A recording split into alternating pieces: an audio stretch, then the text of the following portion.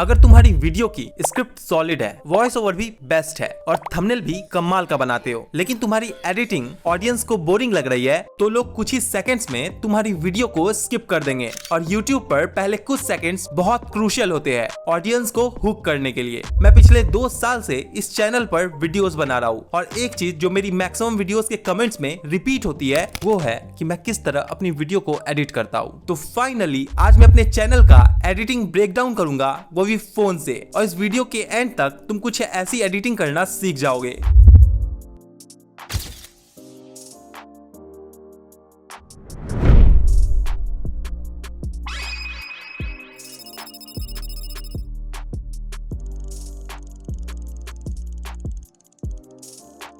तो अभी जो तुमने वीडियो देखा, इसे क्रिएट करने में मैंने डिफरेंट टेक्निक्स का यूज किया है, और अगर तुम ये एडिटिंग टेक्निक सीख जाते हो तो तुम अपने वीडियोस को 10 टाइम्स प्रोफेशनल बना सकते हो। वीडियो बहुत इंटरेस्टिंग होने वाली है, सो लेट्स बिगिन। तो एडिटिंग के लिए हम यूज करने वाले हैं powerful editing software Alight Motion का। ये मोबाइल एडिटर्स के लिए one of the best software है, और अगर तुमने इस सॉफ्टवेयर को अच्छे से सीख लिया तो तुम लिटरली पीसी लेवल एडिटिंग अपने फोन से भी कर सकते हो। मैं तुम्हें multiple editing techniques step by step सिखाने वाला हूँ, लेकिन उससे पहले जरूरी है कि तुम्हारे अलाइट मोशन के बेसिक्स क्लियर हो, की फ्रेम्स को यूज करना आता हो और 3D कोऑर्डिनेट्स के बारे में तुम्हें पता हो। तो पहले इन टॉपिक्स को क्विकली कवर कर लेते हैं, फिर डायरेक्टली एडिटिंग ब्रेकडाउन स्टार्ट करेंगे। तो अलाइट मोशन ऐप ओपन करते ही कुछ ऐसा इंटरफेस देखने को मिलेगा। प्रोजेक्ट्स टैब पे क्लिक करते ही तुम्हें वो सारे प्रोजेक्ट्स दिख जाएंगे जो अब तक तुमने क्रिएट किए होंगे, और प्लस आइकन पे टैप करके न्यू प्रोजेक्ट क्रिएट कर सकते हो। क्योंकि हम यूट्यूब शॉर्ट्स के लिए एडिट कर रहे हैं, इसलिए एस्पेक्ट रेशियो 9:16 रखेंगे, रिजोल्यूशन 1080p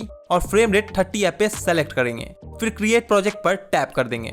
अभी देख सकते हो टाइमलाइन कंप्लीटली ब्लैंक है, मतलब अब तक हमने कोई भी लेयर ऐड नहीं किया है। अब प्रोजेक्ट में कुछ भी ऐड करना हो तो हम इस प्लस आइकन का यूज करेंगे। यहाँ तुम्हें काफी सारे ऑप्शंस मिलते हैं, जैसे डिफरेंट टाइप के शेप्स ऐड कर सकते हो, मीडिया सेक्शन से गैलरी की कोई भी फोटो या वीडियो इंपोर्ट कर सकते हो। इसी तरह ऑडियो, टेक्स्ट और बाकी एसेट्स भी यहीं से ऐड होते हैं, जिन्हें हम ट्यूटोरियल में आगे यूज करेंगे। फिलहाल समझाने के लिए मैं टाइमलाइन में एक स्क्वायर ऐड कर लेता हूँ। अब ये स्क्वायर टाइमलाइन में एक लेयर की तरह आ चुका है। इसका साइज तुम डायरेक्टली स्क्रीन से एडजस्ट कर सकते हो, या फिर मूव एंड ट्रांसफॉर्म ऑप्शन में जाके, जहां से इस लेयर को कंट्रोल करने के बहुत सारे ऑप्शन मिलेंगे। जैसे लेयर को स्क्रीन पर कहीं भी मूव कर सकते हो, फिर उसे क्लॉकवाइज या एंटी क्लॉकवाइज रोटेट कर सकते हो, या उसका साइज को बड़ा और छोटा कर सकते हो। तो ये कुछ बेसिक फीचर थे जिनके लिए तुम मूव एंड ट्रांसफॉर्म का यूज करोगे। अब अगर तुम कैपकट, वीएन या काइनमास्टर जैसे एडिटिंग एप्स यूज करते हो तो तुमने नोटिस किया होगा कि उनमें मोस्टली सिर्फ एक्स एक्सिस और वाई एक्सिस ही मिलता है, जिससे तुम 2D एडिटिंग ही कर पाते हो। लेकिन अलाइट मोशन का सबसे बड़ा स्ट्रेंथ है इसका 3D कोऑर्डिनेट सिस्टम। यहाँ तुम्हें एक्स एक्सिस,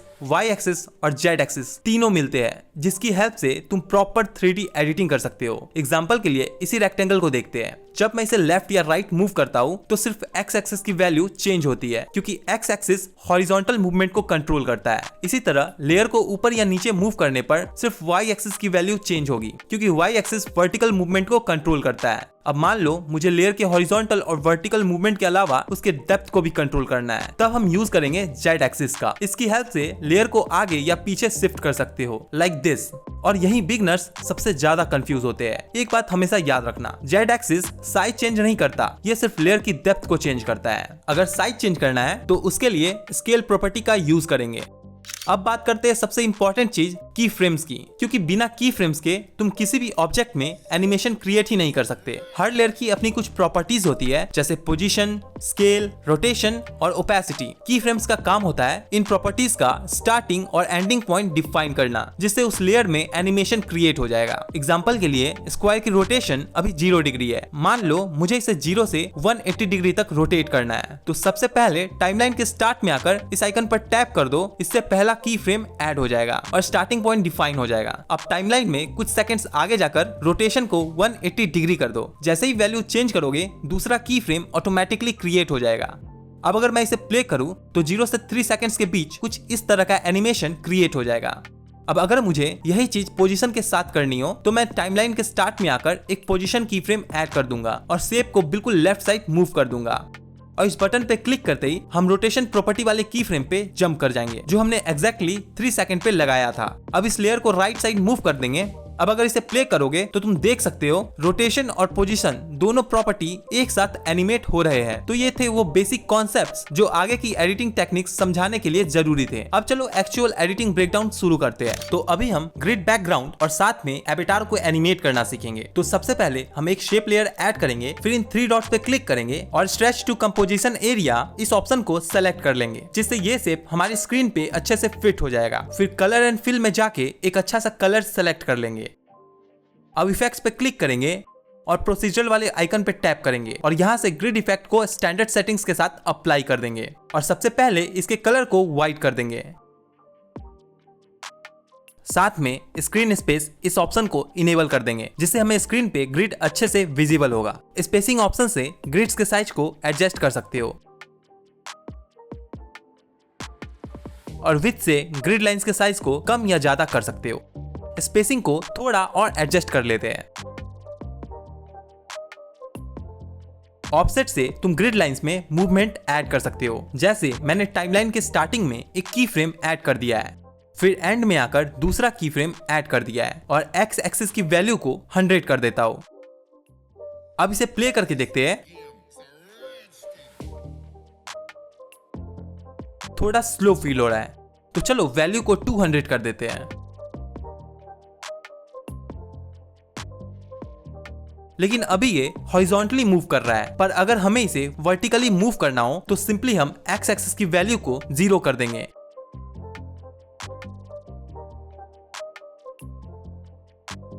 और y की वैल्यू को 200 सेट कर देंगे। तो अब ये वर्टिकली मूव करेगा। फिलहाल मुझे ग्रिड को एनिमेट नहीं करना है, तो मैं की फ्रेम्स को रिमूव कर दूंगा। अब हम मीडिया सेक्शन से अपने कैरेक्टर को इंपोर्ट कर लेंगे। इसे हमें जूम होता हुआ दिखाना है, तो इसके लिए तुम स्केल प्रॉपर्टी का यूज कर सकते हो, लेकिन मैं पोजीशन प्रॉपर्टी की हेल्प से इसे एनिमेट करूंगा। तो मूव एंड ट्रांसफॉर्म में आकर जेड एक्सिस सेलेक्ट कर लेंगे, फिर स्टार्टिंग में एक की फ्रेम लगाएंगे और 10 फ्रेम्स आगे आकर इसके पोजीशन को हम अपने हिसाब से एडजस्ट कर लेंगे। फिर इन दोनों की फ्रेम्स के बीच में आकर ये ग्राफ वाले ऑप्शन पे क्लिक करेंगे और ये चौथे वाले ग्राफ को सेलेक्ट कर लेंगे। अब इसे प्ले करके देखते हैं। परफेक्ट। इसे और भी अच्छा बनाने के लिए इसमें एक इफेक्ट ऐड करेंगे। तो इफेक्ट सेक्शन में आकर इस ब्लर वाले सेक्शन पे क्लिक करेंगे और मोशन ब्लर को स्टैंडर्ड सेटिंग्स के साथ अप्लाई कर देंगे। अब इसे प्ले करेंगे तो ये एनिमेशन देखने में और भी नेचुरल लगेगा,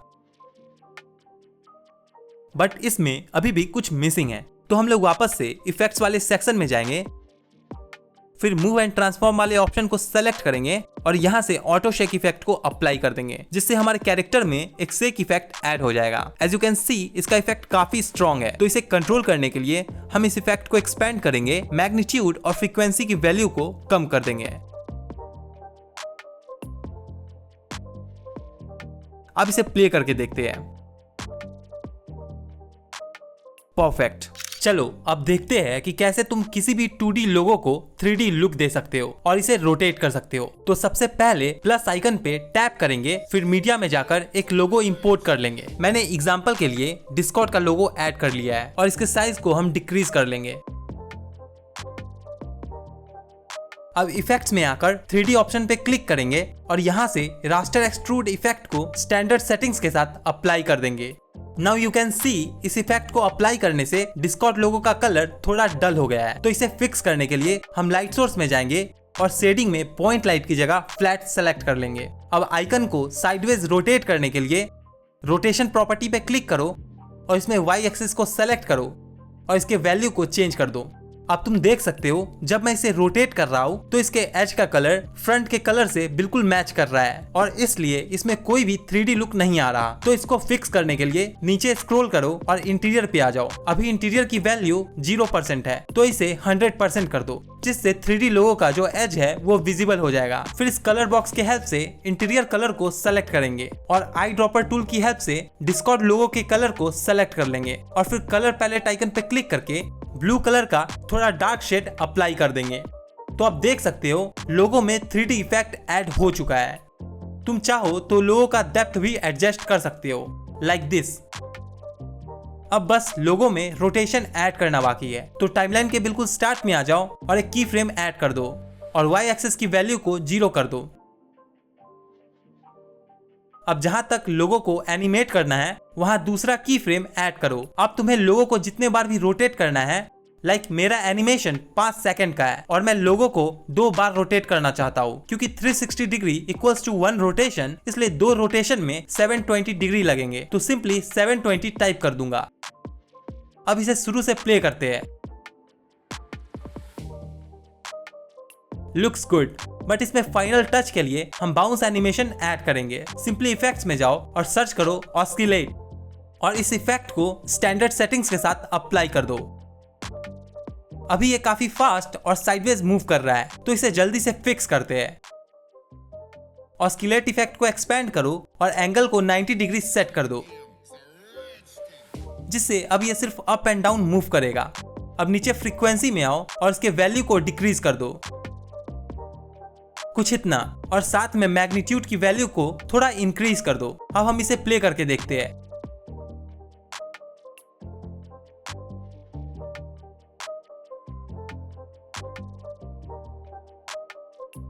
चलो अब देखते हैं कि तुम कैसे इस टाइप का ग्लोइंग टेक्स्ट क्रिएट कर सकते हो। तो प्लस आइकन पे जाके टेक्स्ट पे क्लिक करो।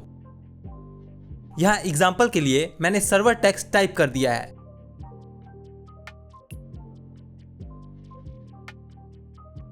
फिर इसका फॉन्ट साइज और कलर तुम ऊपर से चेंज कर सकते हो।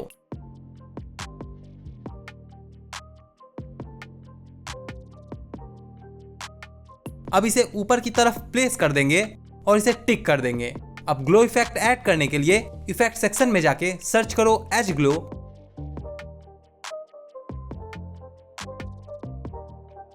और इसे स्टैंडर्ड सेटिंग्स के साथ अप्लाई कर दो। इसे एक्सपेंड करो, स्मूथनिंग को फुल कर दो। अब ऊपर की तरफ स्क्रॉल करो और ब्लर को सेलेक्ट करो, इसके वैल्यू को भी फुल कर दो। अब हमारे टेक्स्ट में ग्लो इफेक्ट ऐड तो हो गया है, लेकिन इसकी इंटेंसिटी काफी कम है। तो इसको फिक्स करने के लिए इन 3 डॉट्स पे टैप करो और डुप्लीकेट पे क्लिक कर दो। नाउ यू कैन सी अब हमारा टेक्स्ट प्रॉपर ग्लो कर रहा है। अब अगर तुम चाहो तो इसमें स्मूथ वेबल इफेक्ट ऐड कर सकते हो।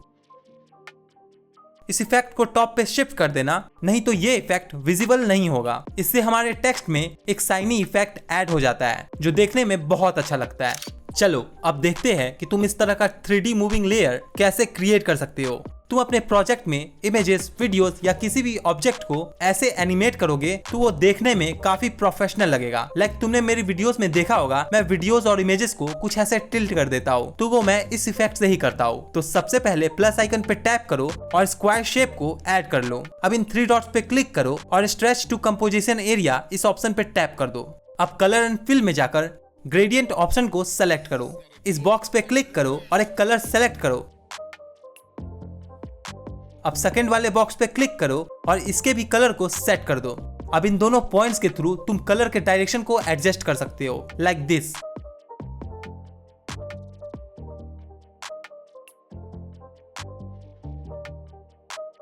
अब मीडिया सेक्शन से उस इमेज या वीडियो को ऐड कर दो और इसके साइज को एडजस्ट कर लो। नाउ यू कैन सी अभी इसके कॉर्नर्स काफी शार्प है, तो इसे राउंड करने के लिए ये राउंडेड रेक्टेंगल शेप को ऐड कर लेंगे और इसके साइज को इस तरह से एडजस्ट करो ताकि ये हमारे इमेज को अच्छे से कवर कर ले।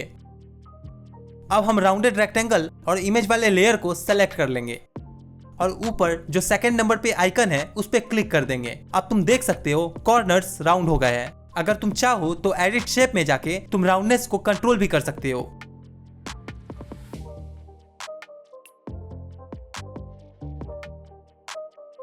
फिलहाल मैं बैक आ जाता हूँ और अंडो कर देता हूँ, क्योंकि मुझे इतना राउंडनेस सही लग रहा है। अब बारी है इसे एनिमेट करने का। तो लेयर को सेलेक्ट करेंगे, इफेक्ट्स पे क्लिक करेंगे और यहाँ 3D सेक्शन में तुम्हें एक फ्लिप लेयर नाम से इफेक्ट दिखेगा। इसे स्टैंडर्ड सेटिंग्स के साथ अप्लाई कर दो। इस इफेक्ट की हेल्प से तुम लेयर को 3 डायमेंशन में फ्लिप कर सकते हो। एंगल से तुम कंट्रोल कर सकते हो कि तुम्हारा लेयर कितने डिग्री फ्लिप होगा।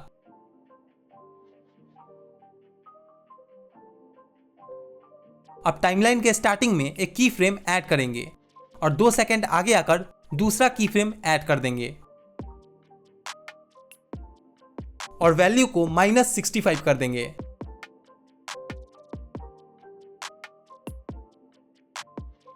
अगर अब इसे प्ले करें तो ये हॉरिजॉन्टली फ्लिप कर रहा है, लेकिन हमें इसे वर्टिकली फ्लिप करना है, तो हम इसके एक्सिस को 90 डिग्री कर देंगे।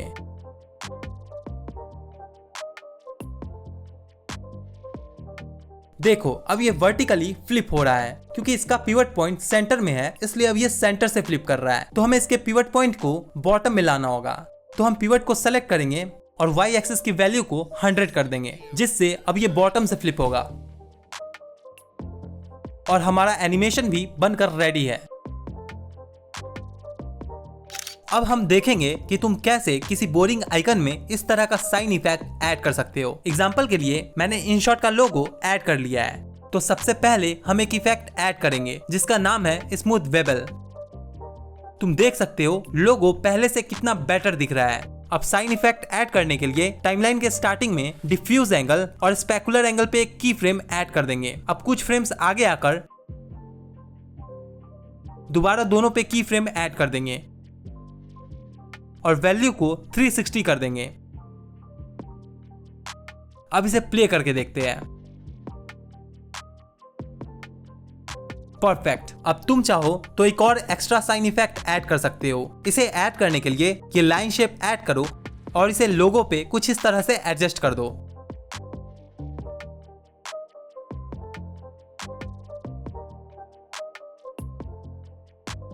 कलर को व्हाइट कर देंगे। अब इफेक्ट में जाओ और ब्लर सेक्शन से गॉसियन ब्लर इफेक्ट अप्लाई कर दो और वैल्यू को अपने अकॉर्डिंग सेट कर दो। अब बैक आओ और ऊपर इन 3 डॉट्स पे क्लिक करो एंड सेलेक्ट क्लिपिंग मास्क, जिससे ये लाइन सिर्फ उतने ही एरिया में विजिबल होगा जितने में इनशॉट का लोगो है। अब इसे एनिमेट करने के लिए मूव एंड ट्रांसफॉर्म में जाके इसे की फ्रेम्स की हेल्प से एनिमेट कर लेंगे।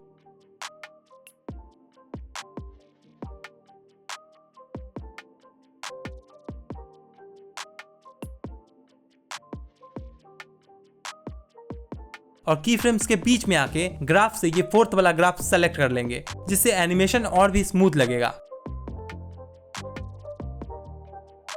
नाइस। लेट्स सी कि तुम इस टाइप का ग्राफ एनिमेशन कैसे बना सकते हो और अपने एडिट्स को प्रीमियम लुक दे सकते हो। तो सबसे पहले एक स्क्वायर शेप ऐड करो और एडिट शेप में आकर इसके साइज को इंक्रीज कर लो।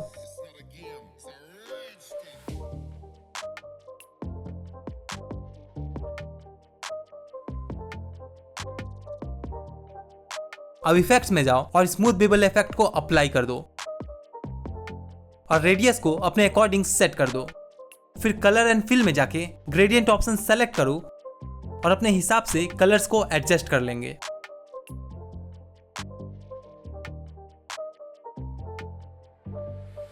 अब जाएंगे प्लस आइकन पे और वेक्टर ड्राइंग को सेलेक्ट कर लेंगे। तो हमें सबसे पहले लाइन का स्टार्टिंग पॉइंट क्रिएट करना है। क्योंकि हमें कर्व लाइन क्रिएट करना है, इसलिए मैं 3 और पॉइंट्स क्रिएट कर लूंगा।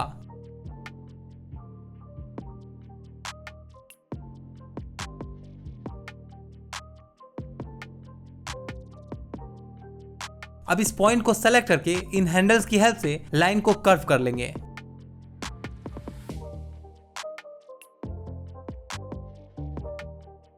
फिर इस पॉइंट को भी हैंडल्स की हेल्प से कर्व कर देंगे लाइक दिस। अब कलर एंड फिल में जाके कलर को डिसेबल कर देंगे। बैक करेंगे, फिर बॉर्डर एंड शैडो में जाके स्ट्रोक को इनेबल कर देंगे और कलर को व्हाइट कर देंगे। अब हम इस पे एक इफेक्ट ऐड करेंगे, drawing progress.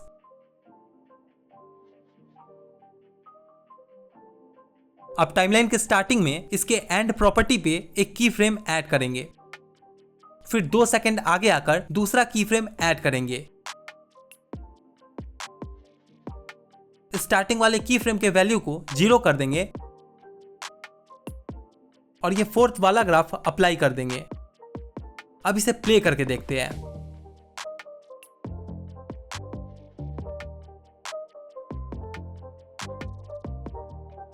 Now plus icon पे टैप करो और सर्कल शेप को टाइमलाइन पे ऐड कर दो। कलर व्हाइट और इसके साइज को एडजस्ट कर लो।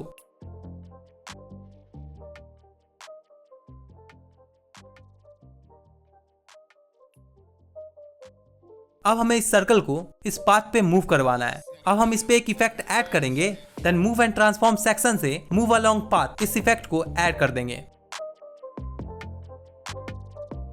अब टाइमलाइन के स्टार्टिंग में आकर प्रोग्रेस प्रॉपर्टी पे एक की फ्रेम ऐड कर देंगे और कुछ सेकंड्स आगे आकर इसके वैल्यू को अपने अकॉर्डिंग सेट कर देना।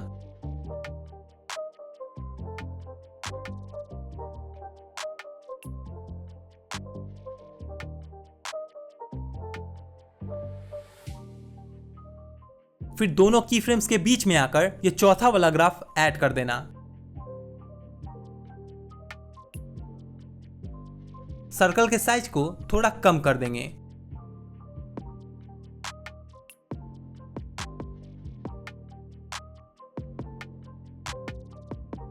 अब इसे प्ले करके देखते हैं। परफेक्ट।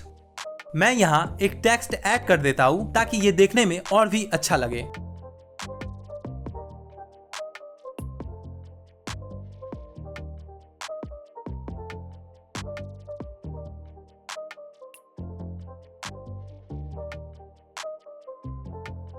तो अब हमें इसमें नंबर काउंटिंग एनिमेशन ऐड करना है। प्लस आइकन पे टैप करो और एक टेक्स्ट ऐड कर दो। क्योंकि हमें काउंटिंग 0 से स्टार्ट करना है तो मैंने 0 टाइप कर दिया है। टेक्स्ट कलर, फॉन्ट, साइज ये सब सेलेक्ट करके मैंने टेक्स्ट को यहां प्लेस कर दिया है।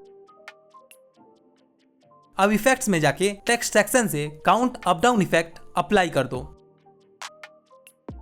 अब टाइमलाइन के स्टार्टिंग में ऐड प्रॉपर्टी पे की फ्रेम ऐड कर दो, फिर दूसरा की फ्रेम जहां एनिमेशन एंड होगा वहां लगा दो और टारगेट वैल्यू एंटर कर दो।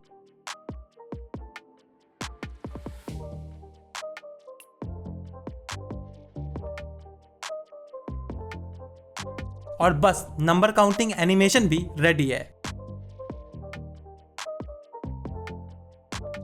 अब हम क्रिएट करना सीखेंगे इस टाइप का स्पिनिंग इफेक्ट जो देखने में वाकई काफी कूल लगता है। तो सबसे पहले हम एक सर्कल शेप ऐड करेंगे और इसके साइज को बड़ा कर लेंगे लाइक दिस। फिर कलर एंड फिल में जाके कलर को नन कर देंगे। बॉर्डर एंड शैडो से स्ट्रोक को इनेबल कर देंगे और स्ट्रोक के कलर को व्हाइट कर देंगे। सर्कल के साइज को थोड़ा और इंक्रीज कर लेते हैं। अब एक एक करके सारे लोगों को इंपोर्ट करेंगे। उनके साइज और पोजीशन को सर्कल के पाथ के अकॉर्डिंग सेट कर देंगे।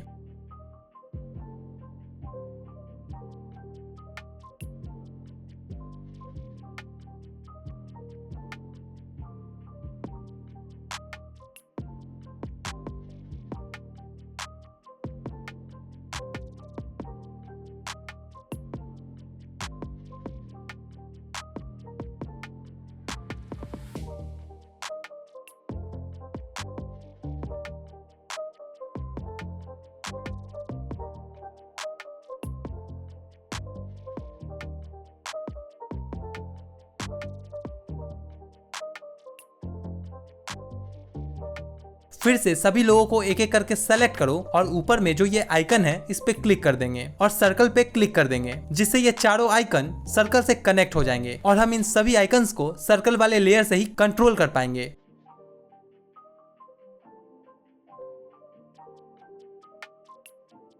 अब तुम चाहो तो इस आई आइकन पे क्लिक करके सर्कल की विजिबिलिटी को हाइड कर सकते हो। क्योंकि अब चारों आइकन सर्कल से कनेक्टेड है तो हम सर्कल वाले लेयर को सेलेक्ट करेंगे और टाइमलाइन के स्टार्टिंग में रोटेशन प्रॉपर्टी पे एक की फ्रेम ऐड कर देंगे। अब 3 सेकंड आगे आकर इसके वैल्यू को चेंज कर देंगे।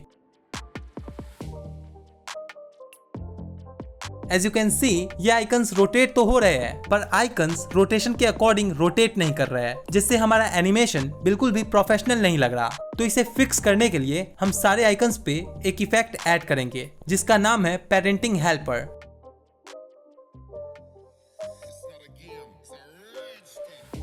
और इसके रोटेशन को लॉक कर देंगे। तो मैं फटाफट सभी आइकन्स पे इस इफेक्ट को कॉपी करके अप्लाई कर देता हूँ।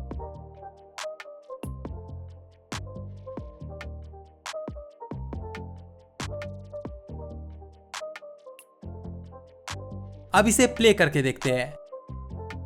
तो हमारा प्रॉब्लम सॉल्व हो गया। अभी एनिमेशन थोड़ा फास्ट लग रहा है, मैं की फ्रेम्स को थोड़ा और शिफ्ट कर देता हूँ जिससे एनिमेशन थोड़ा स्लो होगा। अब एनिमेशन को स्मूथ बनाने के लिए ग्राफ भी ऐड कर देते हैं और ग्राफ को कुछ ऐसे एडजस्ट कर देते हैं जिससे ये एनिमेशन स्लो स्टार्ट होगा, देन फास्ट होगा एंड स्लोली एंड हो जाएगा। इस एनिमेशन को नेचुरल फील देने के लिए सभी आइकन्स पे मोशन ब्लर इफेक्ट अप्लाई कर दो।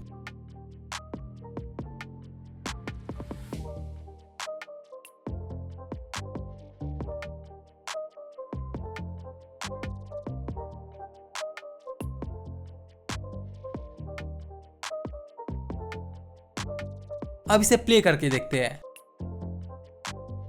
परफेक्ट। आइकन्स के लुक को और इन्हांस करने के लिए सारे आइकन्स पे स्मूथ बेवल इफेक्ट अप्लाई कर देंगे।